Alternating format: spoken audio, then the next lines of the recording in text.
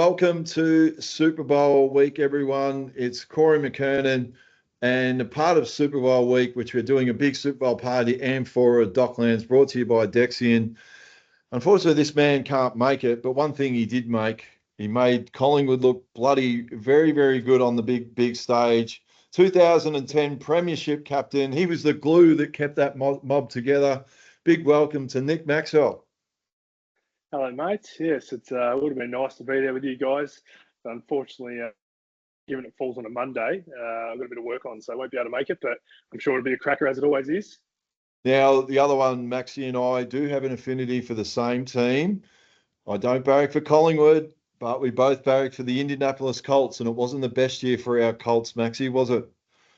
It wasn't, and I'm not sure where we're at the moment. Obviously, we were all excited when Richardson came in, high draft pick, and hasn't quite worked as of yet. So they're probably going to stick it out for another, probably at least 8 or 10 games. But depending on who they get in as a backup, there's been rumours of potentially going after Justin Fields to play, I guess, a similar style, but a bit more maturity or experience, because Richardson didn't have a long college career. So don't know where we're at, and it scares me because if you don't know where you're at, you're struggling a bit. It's hard to get a QB. Obviously, you have to have a great QB, and we've seen that from all the teams that were right up there. They didn't have anyone terrible, and you got to sort of shape it around that. And we've already wasted 2 years of having a QB on a rookie contract. So unfortunately, now when you've got guys like Pittman, Downs are showing a lot, but got these wide receivers that just aren't getting the ball because we haven't got the guy to have the capacity to get them the ball. So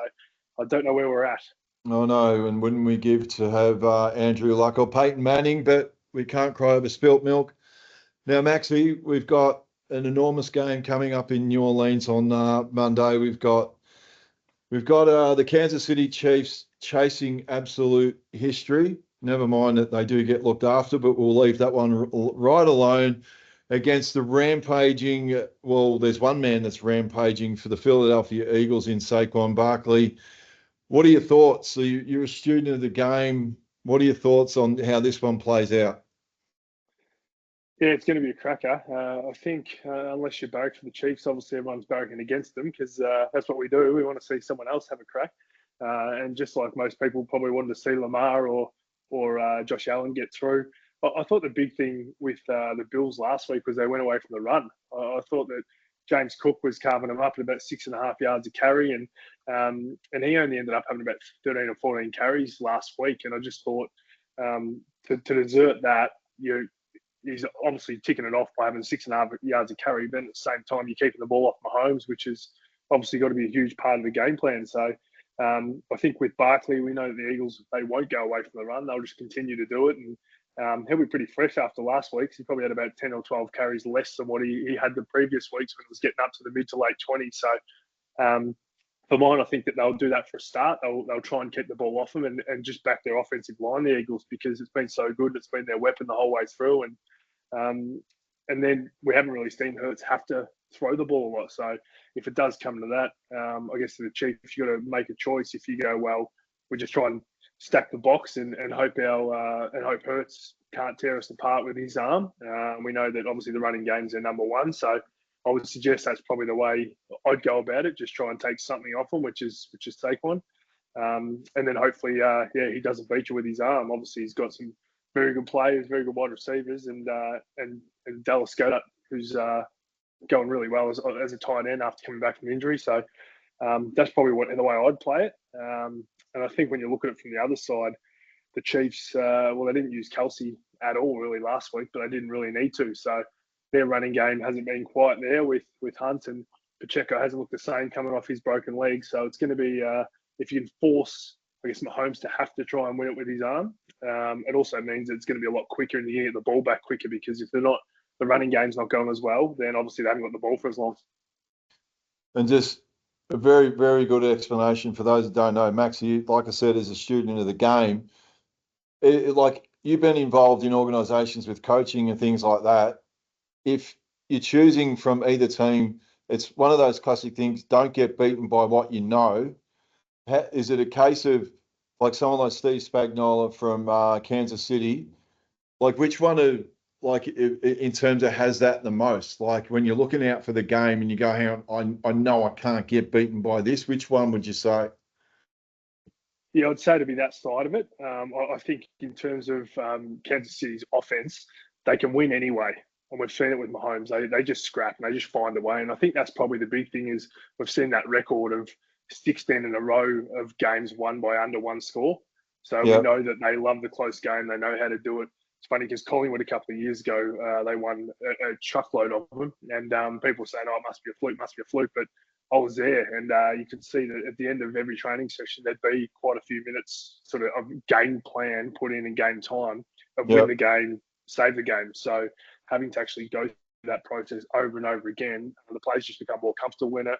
Because just like anything, when it gets tight and things are tough, everyone starts to get a little bit nervous, start to second guess yourself. You start to get a little bit uptight because you're worried about what might happen rather than going through the process. And we know the Chiefs, they just find a way to win. So if it's going to be a tight game, they're the ones you want to back. So from that perspective, that's what the Chiefs will do. They'll back themselves.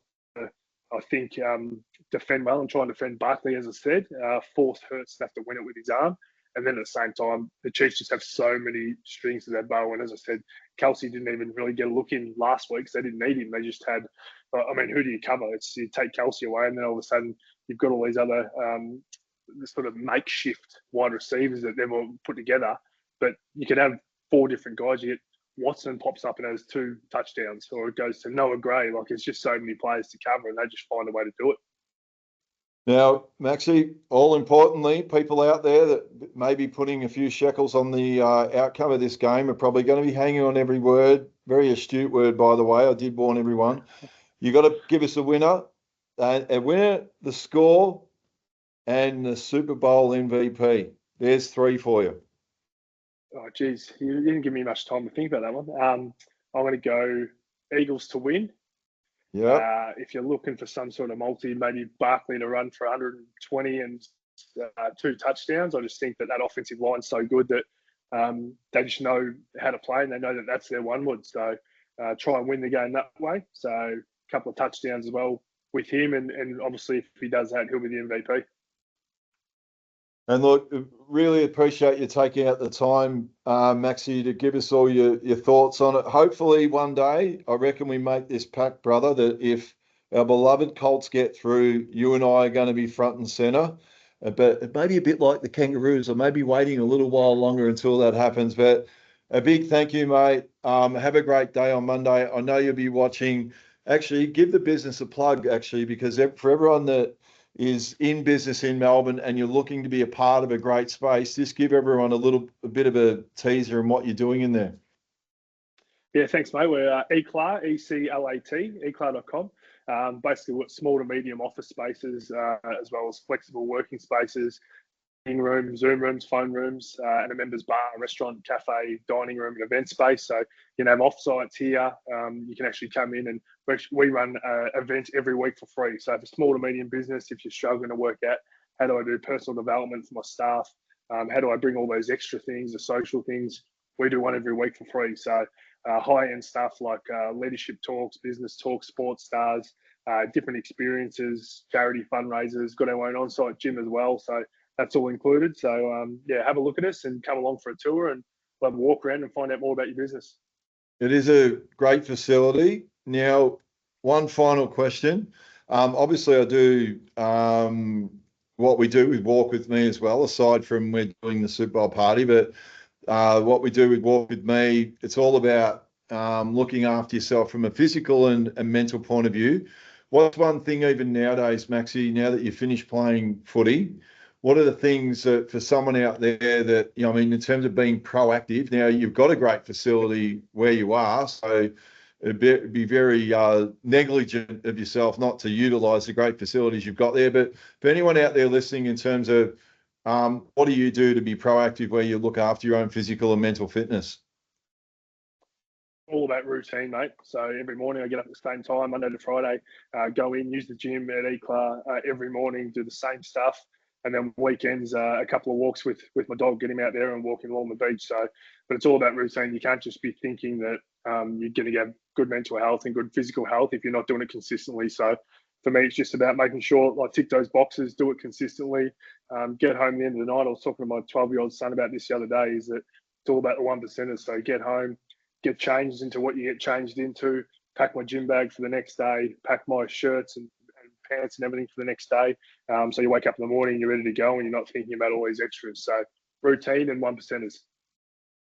Big lesson I'd say that to everyone out there, Maxie, the routine, we're very much cut from the same cloth. I reckon that having the structure and routine and just those little things in terms of thinking ahead, getting prepared the day before, some of those old habits die hard, don't they, Maxie, in terms of being prepared, don't they? Spot on, mate. And yeah, it helps the body, but at the same time, I think we'll both be in wheelchairs by the time the Colts are ready for that Super Bowl. But I'll take you up on it if it happens. Nah, look, we really appreciate your time. Have a fantastic Super Bowl Monday, and let's hope for a great game regardless. That's all we really hope for. 100%. Thanks for having me, mate. Thank you.